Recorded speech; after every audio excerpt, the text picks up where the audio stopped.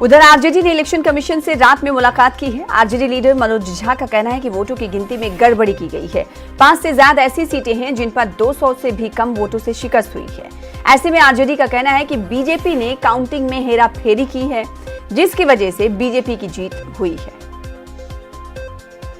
2 दर्जन सीट ऐसी है जो माननीय चुनाव आयोग को हमने बताया कि 2 दर्जन सीटों में हेराफेरी की कोशिश शाम 5 बजे के बाद शुरू की हुई है और मुख्यमंत्री कार्यालय से हुई है।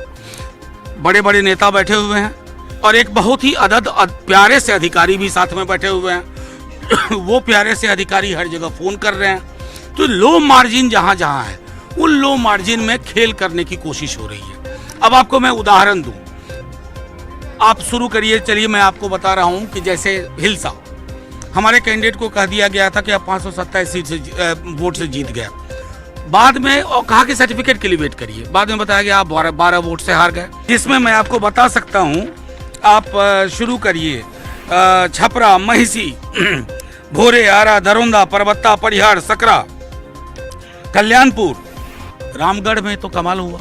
अब सुधाकर जी हमारे कैंडिडेट वहां चुनाव जीत गए। तब तक इनका तंत्र चालू नहीं हुआ था।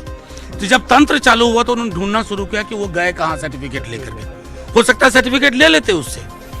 ये जब प्रक्रिया आप करेंगे लोकतंत्र में, तो माननीय चुनाव आयोग को कहा हमने कि साख और गरिमा आपकी है। यहाँ स्थानीय प्रशासन आपकी गरिमा को ठेस न पहुंचाए, ये आपको इंश्योर करना है। नहीं, उन्होंने कहा है कि सीट टू सीट जो आपका कंप्लेन है हम उसकी जांच करेंगे। पूरे दिन हम लीड करते रहें और कैंडिडेट को ये कह दिया जाए कि आप बैठिए, अब सर्टिफिकेट देने का वक्त है, और अचानक आके कहा जाए कि ना साहब रीपोल हुआ और रिकाउंटिंग हुई और आप 56 वोट से हार गए। और कमाल की बात है, जहां वो रिकाउंटिंग चाह रहे हैं वहां रिकाउंटिंग मिल रही है, जहां हम रिकाउंटिंग चाह रहे हैं वहां रिकाउंटिंग नहीं मिल रही है।